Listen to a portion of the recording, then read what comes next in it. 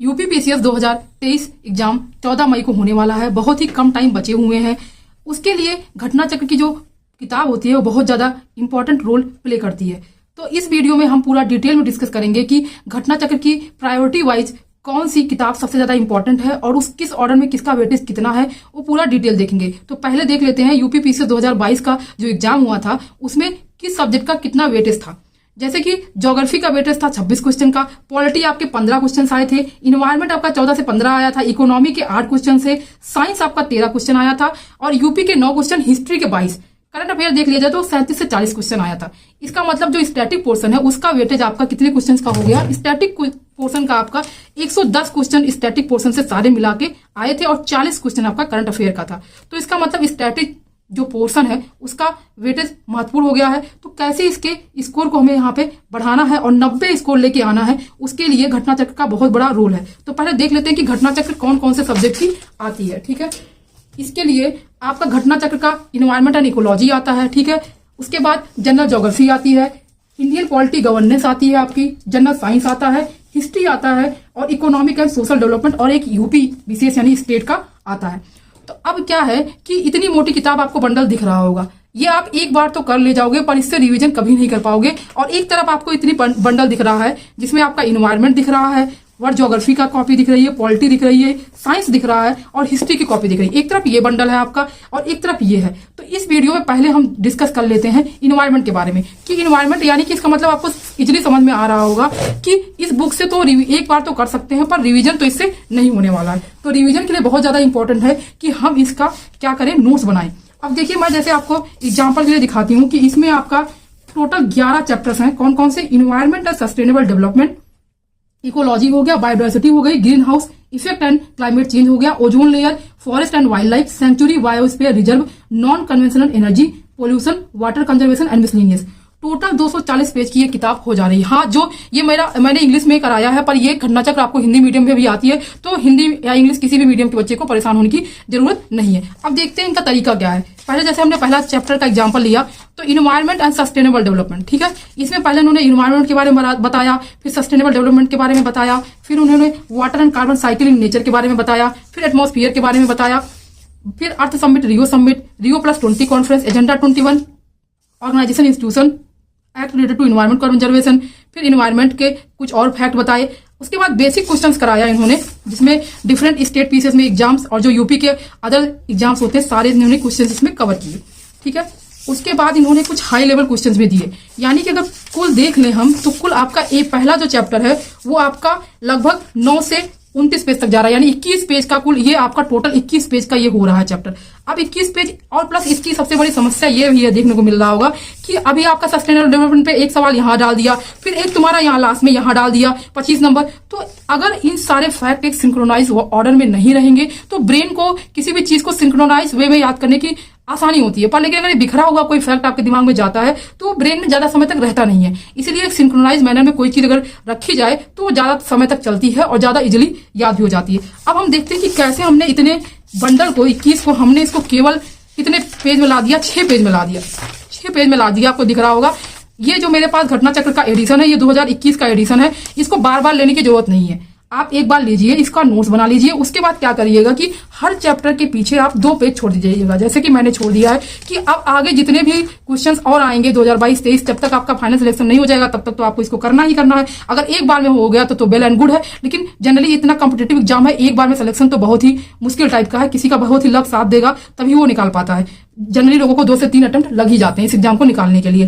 तो चलिए इससे अगर आपका नोट्स बना रहेगा, एक बार आपको बस एक बार मेहनत करनी है इसकी कि एक बार आपने इसको डिटेल में पढ़ा, उसके बाद आपने नोट्स इसका बना लिया। जैसे अब मैं आपको दिखाऊंगी अपने नोट्स में कि इन्वायरमेंट और सस्टेनेबल डेवलपमेंट में अब इन्वायरमेंट मैंने टॉपिक लिखा।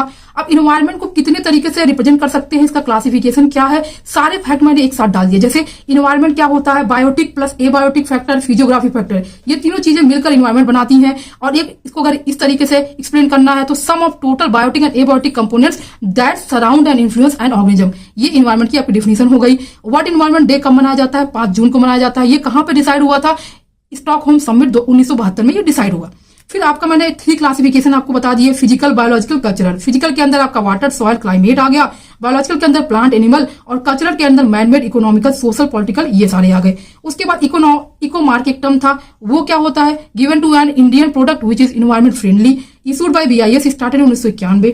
ठीक है। फिर इन्वायरमेंट इंफॉर्मेशन सिस्टम क्या है, इनविस क्या है, सेंटर का ऑन पॉपुलेशन एंड इन्वायरमेंट कहाँ पे लोकेटेड है ये, IIPS मुंबई। IIPS का फुल फॉर्म देख लीजिए, international institute for population sciences. तो कितना मतलब एक सिंक्रोनाइज में आपको फैक्ट आता दिख रहा है कि ब्रेन इजिली इसको इनहेल कर लेगा और काफी लंबे समय तक ये आपके ब्रेन में रहेगा भी। फिर NEA के बारे में बात हुई, नेशनल इन्वायरमेंट अथॉरिटी, ये कब बनी थी, ये बनाया किसने था, इसको national environment ability authority act 1997 के थ्रू ये बना है।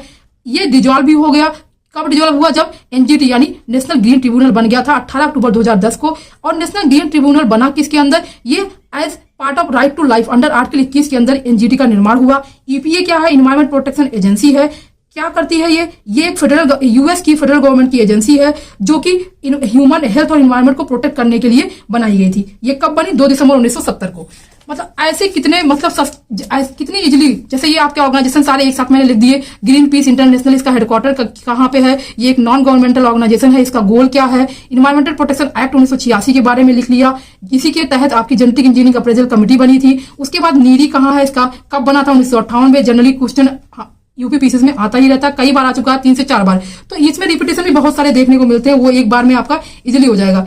1958 में आपका नागपुर में इसका हेडक्वार्टर है। फिर UNEP के बारे में देख लिया, सारे ऑर्गेनाइजेशन एक साथ लिख दिए। फिर सस्टेनेबल डेवलपमेंट की जितनी भी पॉसिबल डिफिनेशंस हैं वो सारी देख ली। और जनरली बहुत ज्यादा कंफ्यूजन होता है कि सस्टेनेबल डेवलपमेंट टर्म एक्सप्लेन कब किया गया, उस रिपोर्ट का नाम क्या था, और कॉमन फ्यूचर कब आया। फिर एजेंडा 21 किसे कहते हैं, इसे रियो डिक्लेरेशन भी कहते हैं, अर्थ समिट 1992 भी कहते हैं। फिर उसके बाद 10 साल के बाद जोहान्सबर्ग समिट 2002 में हुआ। यहीं पे आपका सस्टेनेबल डेवलपमेंट गोल्स जो 17 हैं वो आइडेंटिफाई किए UN ने, टारगेट ईयर 2030 रखा। सस्टेनेबल डेवलपमेंट गोल्स 6 क्या कहता है, वाटर अवेलेबिलिटी पे बात करता है। तो इजिली सारा आपको एक सिंक्रोनाइज मैनर में दिख रहा होगा।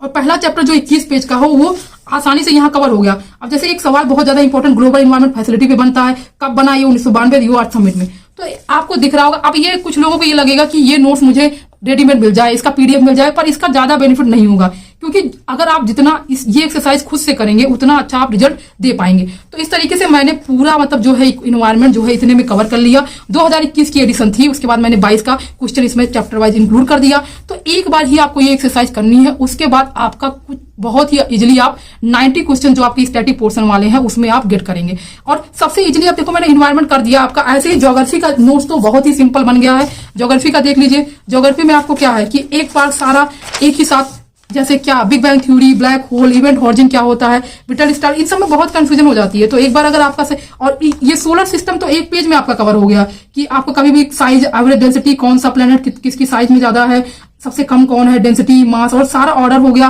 फिर एक इनका डायग्राम भी बना दिया गया। सारी चीजें मतलब एक पेज में इजिली कवर हो गई, जहां से 1-2 क्वेश्चंस देखने को मिल जाते हैं। 2022 में ही 2 क्वेश्चंस आ गए थे इस पेज से। फिर उसके बाद सोलर इक्लिप्स क्या होता है, सारी चीजें इसमें देखो।